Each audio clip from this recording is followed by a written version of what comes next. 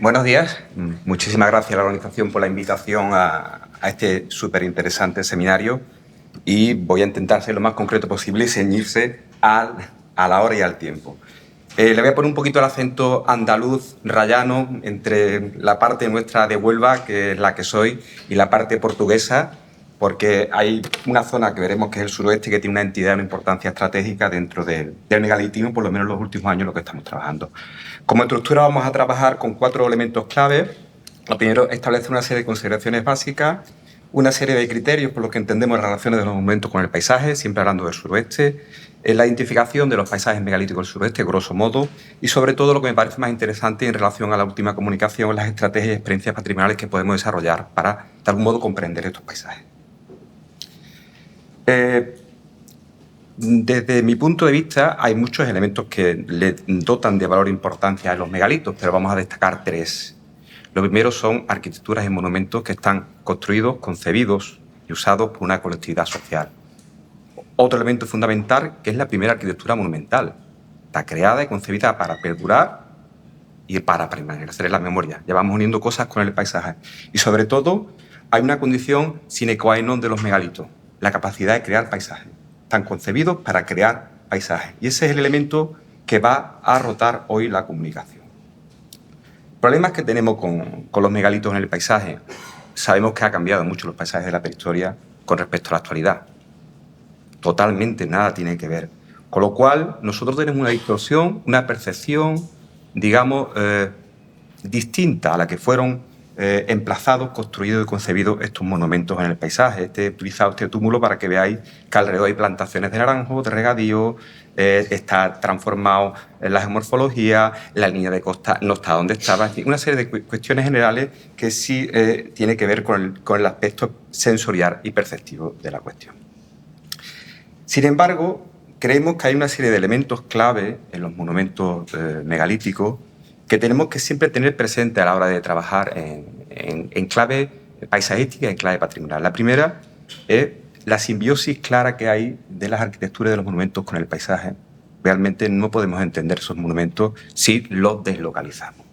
Están asociados tanto a formaciones naturales de todo tipo como a importantes barreras orográficas o topográficas, como el caso del sitio de la Llanera, donde realmente no podemos entender un sitio de una concentración de menhir espectacular sin la relación que tiene con la desembocadura del Guadiana y sin el mar. Eso nos remite a paisajes tipo bretones. Otra característica es que los monumentos, gran parte de ellos, están inspirados en la naturaleza o están integrados en la naturaleza o emulan a las formaciones geológicas. Son cuestiones que tenemos que tener presente a la hora de evaluar y comprender este tipo de arquitectura. A veces rivalizan y compiten con los elementos naturales. Evidentemente son de marcadores físicos, espaciales, ya sean de suelo, sean de recursos, sean de límites territoriales, sean de vías naturales de comunicación. Y una cuestión súper interesante es que generalmente están construidos en sitios con ocupación previa, ya sean dólmenes que están construidos en sitios donde hay una ocupación anterior de menhires o ocupación habitacional previa, o tiene alrededor una serie de estructuras habitacionales o de actividad que lo correlacionan. Este es el caso del dolmen de Soto, que después detallaremos un poquito más la relación que hay de este monumento con la base. También la comunicación anterior se ha puesto de relieve la relación que tiene de los monumentos megalíticos con el paisaje. Y eso condiciona incluso la orientación, como es el caso de Menga, súper conocido por todos, o en otro caso los pequeños monumentos que están orientados a los ciclos solares, tanto a equinoccios como a solsticios. Eso está tanto en los grandes monumentos megalíticos como en los pequeños monumentos megalíticos. Esos son elementos clave que tenemos que tener presentes. Otra cuestión esencial es la asociación constante que hay a los grabados y pinturas rupestres.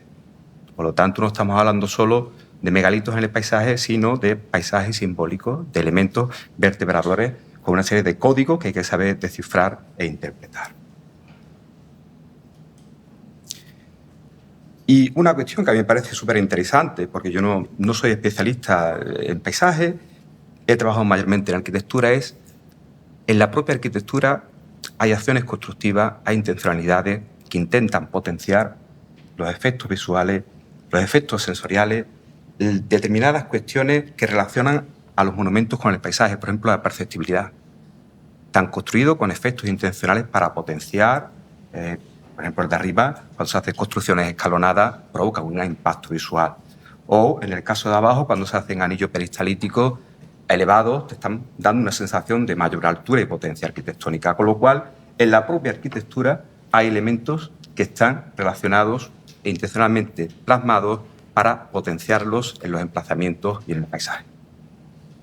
Otra vez es la ocultación, es lo contrario, se construyen en fondos de valle para que estén ocultos. Otra cuestión es la biografía de larga temporalidad que tiene y los cambios de uso. Eso se ha puesto ya de relieve, incluso cómo con el tiempo van mutando. El fenómeno de las Antas Capelas en Alentejo es bien conocido, donde un espacio megalítico se ha transformado a un espacio sagrado, cristiano, donde se le dota de valor. Mantiene la ubicación paisajística, pero tiene otro valor y otro significado. La reutilización es otra constante para comprender los paisajes megalíticos. Y una cuestión que me parece también relevante es que cada elemento tiene su entidad y tiene su peso y tiene su significado. No sé si conocéis la Rocha de los Enamorados en Reguengo, es un afloramiento monumentalizado muy interesante, funciona como menhir, tiene sus cazoletas o coviñas, como dicen los portugueses, de época prehistórica, y mantiene una relación con la población actual, aparte de la morfología tan sugerente, con forma de cogumelo o gurmelo, como decimos nosotros, que ya es bastante llamativa, una relación con usos actuales, con actividades rituales actuales, como las mujeres piden novio tirando piedras a la parte superior del menhir y cada piedra es el momento de espera. Con lo cual, cada piedra tiene su significado y tiene su resignificado. En el suroeste es muy difícil, como en otros espacios, hablar de paisajes megalíticos, porque, de grosso modo, podemos decir que hay monumentos visibles y perceptibles en los paisajes actuales. Realmente podemos hablar de menhires, podemos hablar de dólmenes y de recintos de terrazas. Estos tres tipos de monumentalidades nos están diciendo que hay paisajes de piedras verticales, paisajes tumulares y paisajes de plataformas abiertas. Digamos, tres tipologías distintas. Pero también tenemos otros monumentos que son invisibles y poco perceptibles en los paisajes actuales, como es el caso de las necrópolis con arquitectura subterránea, ya sean los tolos como los hipogeos. No se ven hoy ya en el paisaje, pero en el pasado formaron grandes unidades paisajísticas y grandes escenarios. O los recintos de foso, como es el caso de Perdigoe. Tamaño excepcional, una relación con el paisaje increíble, pero que actualmente no vemos esas posibilidades, sino es a través de la investigación arqueológica. O él mismo integra monumentos construidos con postes de madera. Hoy día en el registro arqueológico no está, el paisaje no se ve, con lo cual la única herramienta, y ahí coincido con la anterior comunicación, es la investigación arqueológica para mostrar cómo son esos paisajes. Ahora muestro dos imágenes donde, a modo de mosaico, os decía que hablar de paisajes meníricos, en un grosso modo, es como no decir nada. Hay tanta diversidad de emplazamientos, de monumentos y de paisajes neolíticos como casi grupos hay. Entonces, crear una categoría global de paisajes de menhir del suroeste, eso es muy difícil, muy difícil.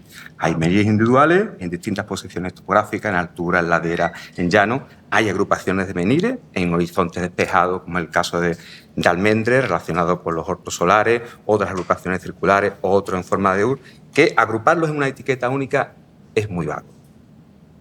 Igual ocurre con los paisajes funerarios, con el tema de los dólmenes. Hay tanta diversidad de monumentos, tal diversidad de emplazamientos y de prácticas que dar una etiqueta única es muy difícil. Y es un reto identificar los paisajes megalíticos. Ahí nos metemos ya en un terreno donde creo que podemos coincidir, y se ha dicho ya en las comunicaciones anteriores, la necesidad de crear estrategias patrimoniales integradoras que aúnen en un ciclo completo de la investigación, conservación, protección, valorización, y eso posibilita una buena gestión de estos sitios. Porque realmente necesitan estrategias concertadas de estudio y preservación de los paisajes megalíticos. Identificar uno a uno o grupo a grupo no es tarea fácil, es tarea, creo, complicada. ¿Por qué? Porque identificar un verdadero paisaje megalítico no es fácil, eso lo sabéis vosotros. Después, la biografía de los sitios son muy complejas, cada uno cuenta y relata una historia. Por otro lado, hay una cuestión que es que la conservación de los sitios condiciona mucho las posibilidades de estudio y de trabajo.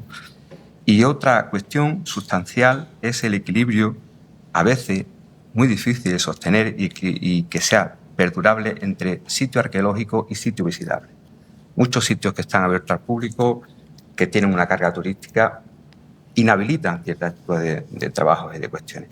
Aún así, creo que es necesario articular niveles de trabajo, y en ese sentido van las experiencias que os voy a relatar, de cómo aunar cadenas de trabajo patrimoniales, por eso el seminario es muy interesante, la perspectiva patrimonial, que permitan, de algún modo, identificar esos paisajes megalíticos. Desde un estadio básico de identificación preliminar de los valores que hay de esos monumentos en el paisaje, hasta cómo hacer una investigación arqueológica profunda. Para mí hay tres elementos clave, que es arquitectura, cronología, los emplazamientos y, por otro lado, la implantación en el territorio. La conservación, cómo se hace, la protección y la puesta en valor. Os voy a contar un poco las experiencias, si de algún modo este tipo de niveles de trabajo sirven para identificar verdaderos paisajes megalíticos. La primera experiencia es cómo, grosso modo, con un trabajo, son todas actuaciones con la Junta de Andalucía, Entonces son trabajos encargados, promovidos por esta entidad, unos de un tipo, otros de otro, y cada uno tiene su alcance y su medida. Cómo, a través de un simple trabajo de catalogación, muchas veces dirigido a una protección básica, un estudio básico, se es capaz también de empezar a definir y a identificar paisajes específicos dentro del mosaico territorial, que es toda, por ejemplo, la provincia de Huelva. Estamos hablando del norte de la provincia, en la zona de Ribera del Chanza, donde en torno a un afluente grande del río Guadiana se articula un conjunto megalítico interesante, donde se presentan en forma conjunta menires, crolles y dólmenes. Una primera aproximación preliminar, un estudio del territorio, nos permite evaluar la presencia ingente de esos monumentos. Cuando reducimos de escala de trabajo, el único sitio que nos ha permitido un poco indagar y buscar patrones que puedan dar sentido a ese conjunto es el Círculo de la Pasada de Lavá, donde empezamos a buscar indicadores de qué relación hay de ese monumento con el paisaje. Lo primero es ver su implantación territorial en una zona de valle, la relación que tiene el monumento con el medio geológico, el diseño y la disposición y orientación de los menires con los hortos solares y la representación de grabados en relación con el cielo nocturno. Vamos a verlo brevemente, porque gráficamente yo creo que se comprende mejor. El emplazamiento es interesante. De algún modo nos está marcando un límite, un inicio de un valle abierto enorme, terrenos de cultivo súper interesantes, y que en la época de la Edad del Hierro está reutilizado, construyéndose un castro en el mismo emplazamiento. Nos está marcando un borde claro, un borde de explotación agrícola, un borde de un territorio de estas primeras comunidades neolíticas, donde realmente puede servir como límite físico.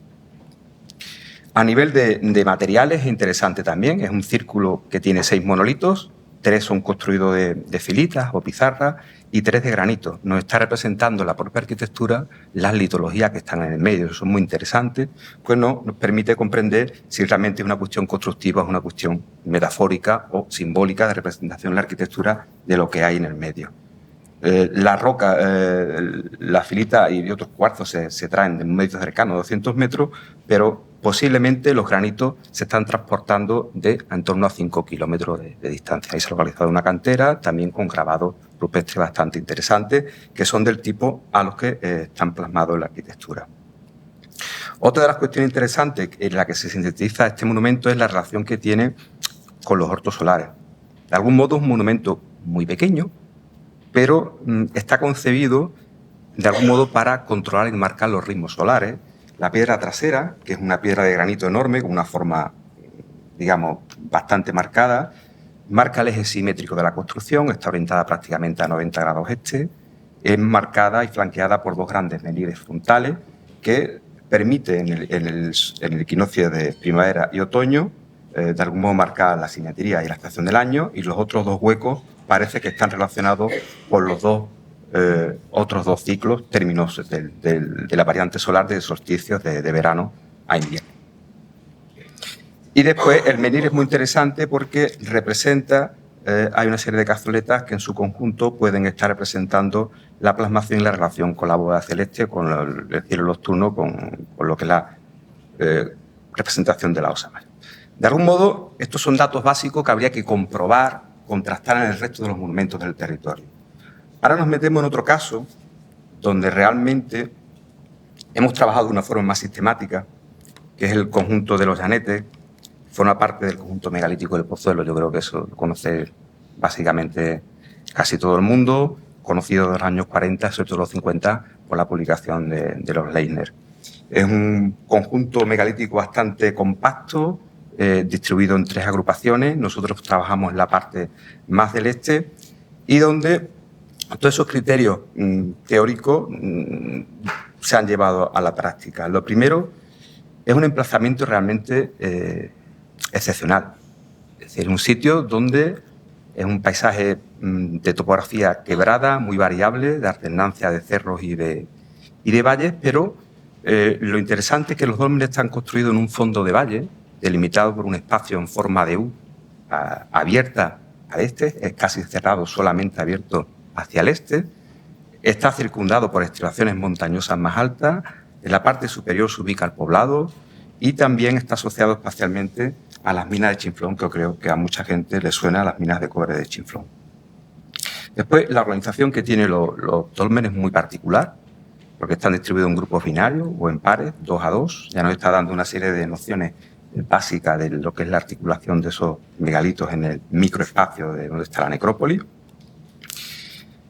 Y a partir de las excavaciones sistemáticas en extensión sacamos una serie de datos concluyentes. Para nosotros lo importante no es comprender solo la arquitectura, sino la arquitectura en el emplazamiento.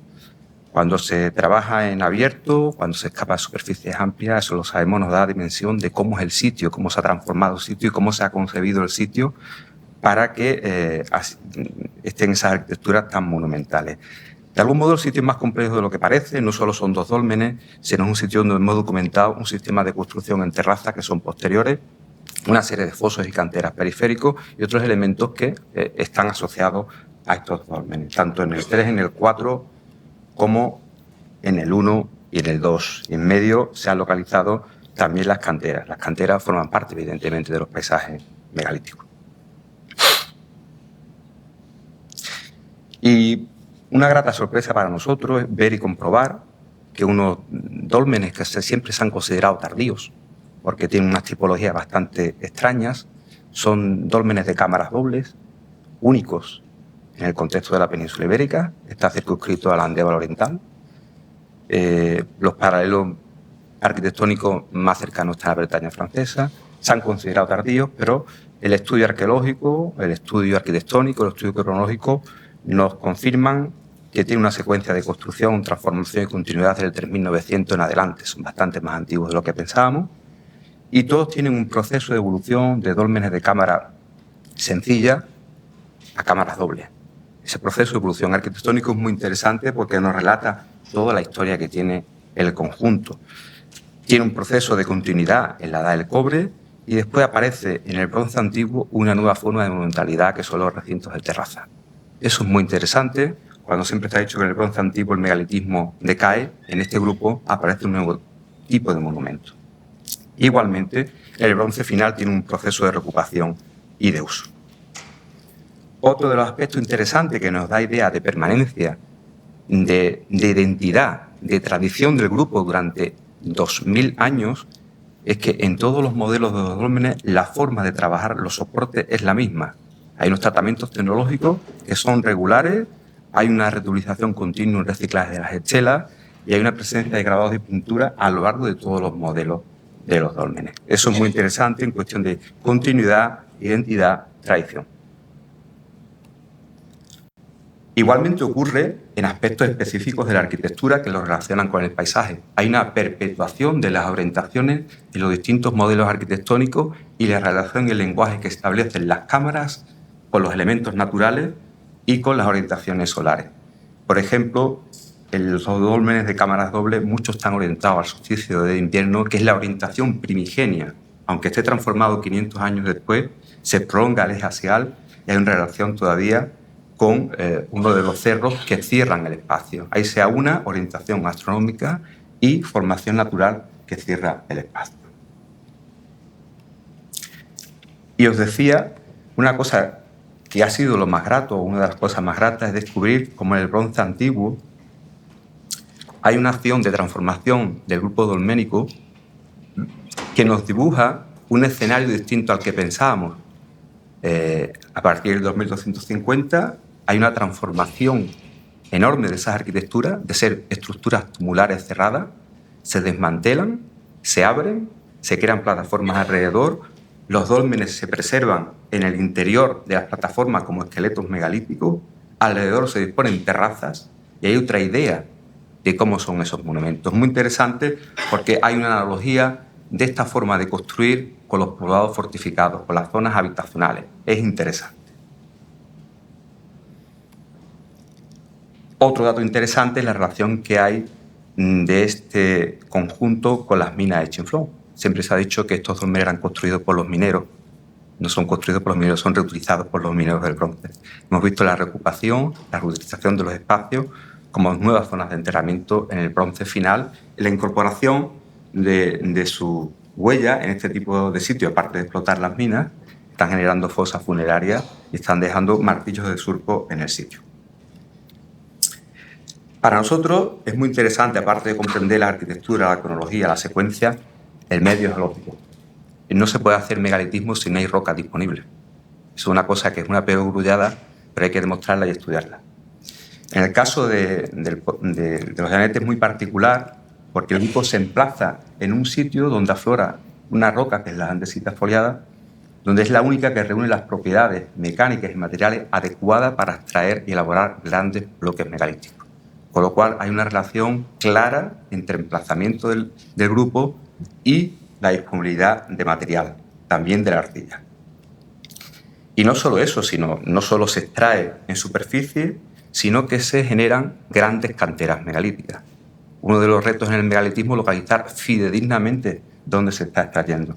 Aquí hemos localizado 4 canteras con puntos de extracción claros en un fondo de barranco asociado, todas en una distancia a menos de 500 metros, y el resto de los materiales que son captados. Es importante porque las canteras forman parte de ese paisaje, evidentemente. Si unimos todos esos elementos, unimos arquitectura, unimos geología, unimos espacio, nos estamos encontrando que realmente esa forma en U es la que nos está dibujando un paisaje específico particular. Es un escenario abierto al este, horizonte despejado, mantenido durante 2000 años, delimitado por las formaciones naturales. En el medio hay un barranco, en el fondo del valle se encuentran los dólmenes, en la cumbre se encuentra el poblado, en la parte noroeste las minas, y nos está delimitando y dibujando un escenario específico reservado al dominio de los muertos durante 2000 años. Con lo cual, la investigación aporta criterios de cómo debe ser este paisaje. A día de hoy solo están protegidos los 4 dólmenes, el resto del paisaje no lo está. Hay una serie no hay ritmo entre investigación y protección.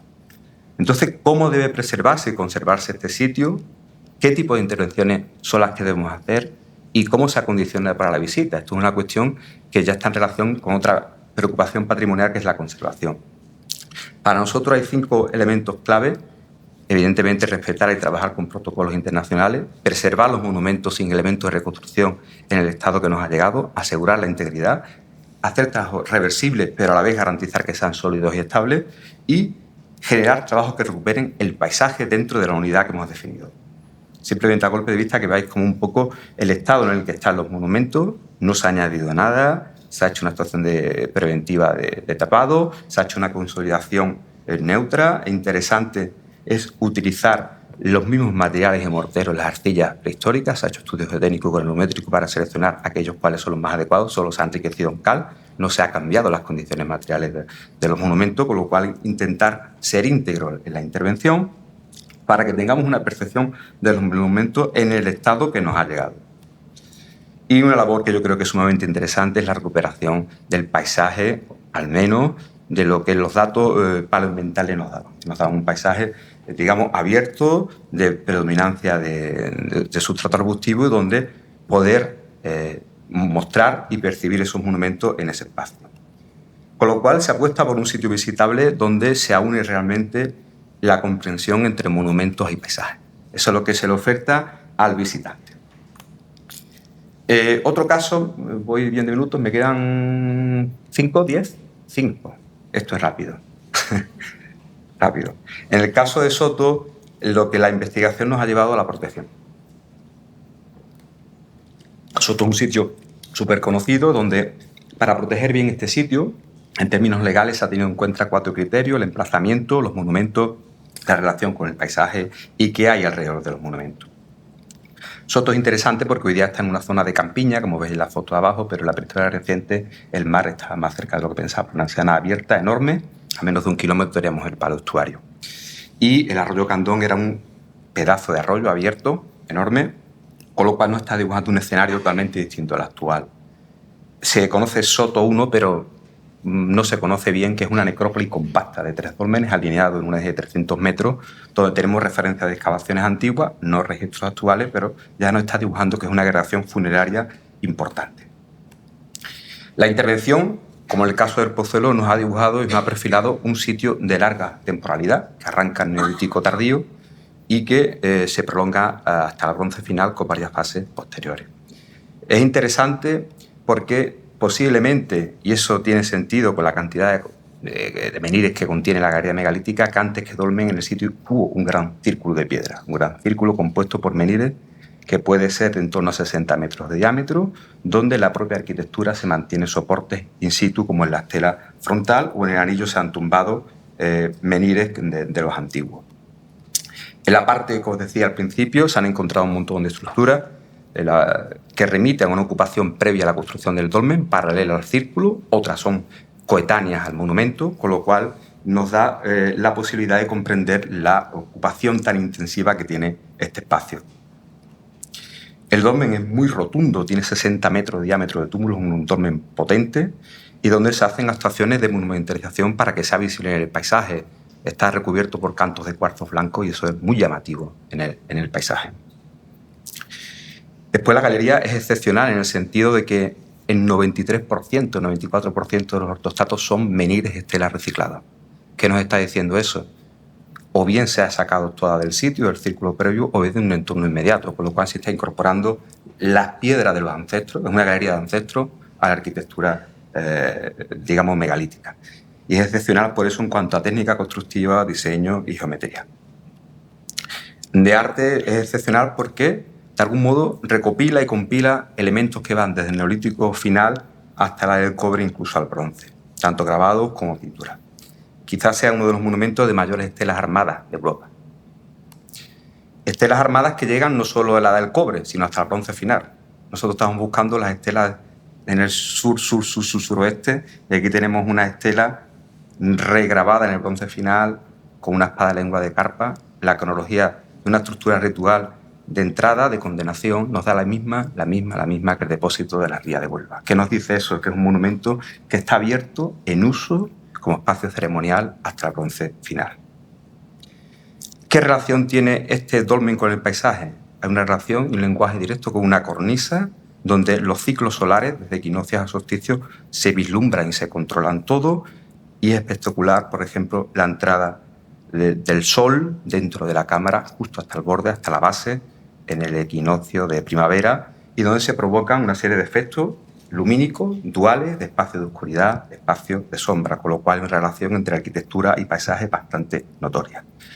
Lo interesante es que las prospecciones nos han dado y nos han dibujado un escenario distinto, de entender que tenemos una necrópolis 3 dolmen, a entender que tenemos 13 áreas de hábitat potentísimas alrededor, 2 áreas de aprovisionamiento, y donde realmente estamos hablando de un paisaje bastante más grande de lo que pensábamos. A nivel de propuesta de protección, lo que se ha hecho es definir un entorno de Vic de unos 140 hectáreas, donde se integra la necrópolis y la área de ocupación, el palo Cáceres, y elementos visuales en el frontal de la cornisa y trasero son los que conforman el espacio o el entorno de protección. Esto es una cuestión que también se anuncia en la comunicación anterior, la cuestión de las protecciones legales, que es bastante complicado. Ahora está en proceso justo de incoación y tiene alegaciones, pues imaginaros, de todo tipo. Lo último para cerrar, he ido muy rápido porque quería que fuera la exposición más gráfica que de contenido. Lo último, ¿cómo valorar y difundir todo este legado? Hay miles de fórmulas. No me voy a meter en eso porque sería otra comunicación. Desde rutas patrimoniales, desde actividades de transferencia, desde actividades de divulgación específica, visitas guiadas. la participación ciudadana, que para mí quizás sea una de las cosas más importantes, donde cómo integrar y participar la gente es la manera de llegar a transmitir la importancia que tienen los paisajes megalíticos, un toque de atención con los usos turísticos, que creo que estamos de acuerdo todos que el uso masivo de los megalitos no benefician, sino perjudican. El milagro del sol en Dolmen del Soto es muy interesante, pero no hace falta meter 50 personas en una galería de 21 metros, que es grande, pero que están rozados en la espalda con las pinturas y con los grabados. Entonces, un toque de atención siempre a ese tipo de cuestiones. El camino yo creo que es la participación ciudadana, la manera de cómo se integra la ciudadanía en los paisajes. Y sobre todo hacer una comunicación accesible y quitarnos el polvo de terminologías técnicas y complejas. Y muchas gracias por vuestra atención.